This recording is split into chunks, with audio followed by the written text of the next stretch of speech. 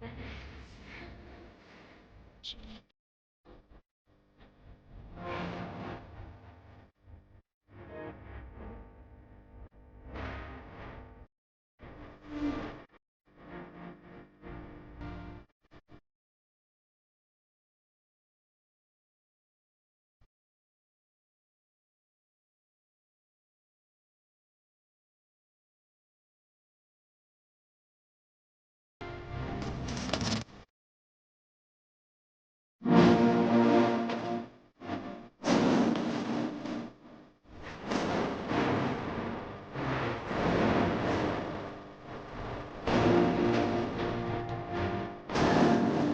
morning, everyone. Yan, pagkatapos ng ulan kahapon, iyan yung kapaligiran ngayon. Maganda na yung yung mga puno, nalinis na. Ay, may pusa pa doon sa kabilang bakod. Sa isang bahay pala. Nakakatabi lang ng bahay namin na tinutuluyan ko. So, ayan yung pusa pala. Na doon sa wall, pababa. Nakita niya kasi ako. Gusto niya kasi pumasok sa loob ng bahay. So, update lang po ako. Wala na itong wala munang mga picture. Hindi muna ako magpapakita kasi hindi pa maganda yung condition ng aking katawan. Kung mapapansin nyo yung aking boses, malat talaga ako. So, andito ako nga pala sa labasan, dito sa may front ng garden. Sa palabas ng bahay. Nakita nyo yung mga puno. Napaka-green. Napakaganda simula nung maulan kahapon. At luminis yung yung mga alikabok na wala na. So, ayan. Kabilang bahay.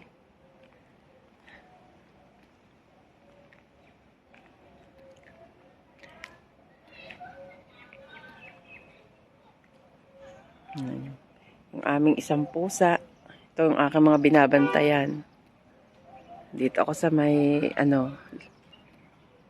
labas ng gate namin. Tinitingnan ko kung anong meron kasi hindi talaga ako lumalabas. Ang ganda yung kapaligiran ngayon. Simula ng umulan. Ganda siya. Green na green ang mga puno.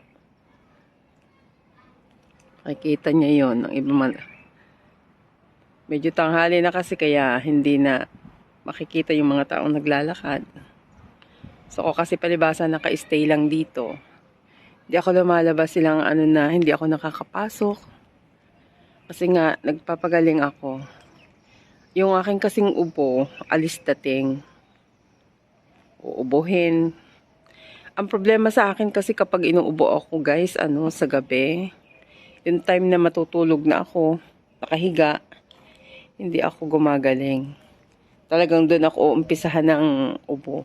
Sa araw, hindi naman ako gaanong inuubo. Sa gabi lang. Kapag kayong nag-init na yung aking likod, ayun na. Nahirapan na ako. So, ayan. Nahirapan akong umubo sa gabi.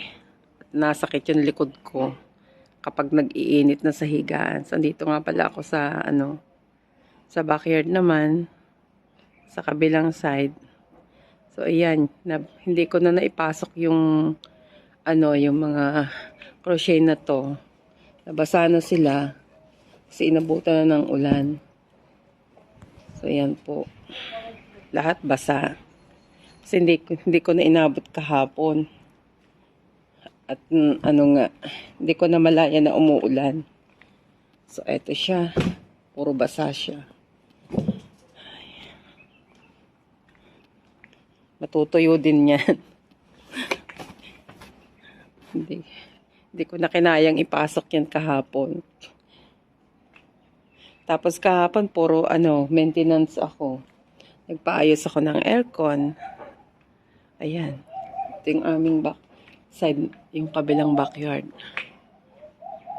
May puno din kami. Ayan, hindi ko alam kung anong tawag sa puno na yan. Parang sa atin parang makopa, pero ito wala namang bunga. Hanggang puno lang siya. Yung mayabong lang ano dahon niya. Pero yung walang katawan niya. Ganun lang. Pataas ng pataas. Ayan. Ito yung backyard namin. So, ayan. Ito naman yung isa pa naming backyard. Ito naman yung aming pusa. Anong naisipan niya kaya? At naandoon siya. Kadami namin pusa. Ito may pusa pa dyan. Iba yung pusa namin sa loob.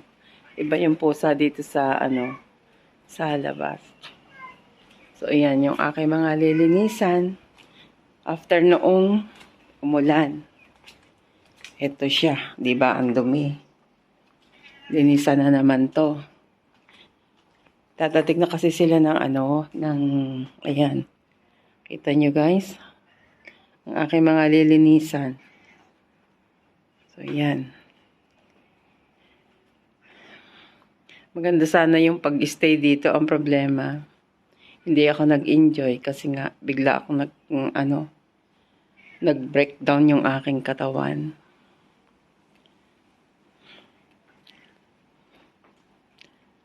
Ayan, bumaba na yung pusa. Hindi akin ikaw pusa. Hindi ikaw yung pusa namin. So, ayan, di ba ang ganda dito sa sa garden. Nakakatuwa lang. So, update ko lang kayo guys. Pasensya na kayo mga kaibigan kung hindi ako nakakapanood ng inyong mga video sa ngayon kasi nga masama yung pakiramdam ko. Hindi mo na ako pwedeng mag-whitey magtutok talaga sa sa panonood ng mga video. Kailangan focus muna ako sa aking pagpapahinga. Nag-update lang po ako guys sa aking whitey at bumabati po ako sa inyo ng isang Merry Christmas and Happy New Year po. Sana po naging masaya kayong lahat. Bagamat ako'y hindi talaga naging happy. At yung that time ng Christmas ay talagang masama po ang aking pakiramdam. So, ayan guys. Maraming salamat po at naway pagpalain po tayo ng Panginoon at pagpasayahin ang ating mga mahal sa buhay. So, maraming salamat po at hanggang dito na lamang po ako at wala na muna akong picture. Hindi niyo muna ako makikita at kailangan ko pong magpahinga. Bye everyone and have a Merry Christmas and Happy New Year again. Bye!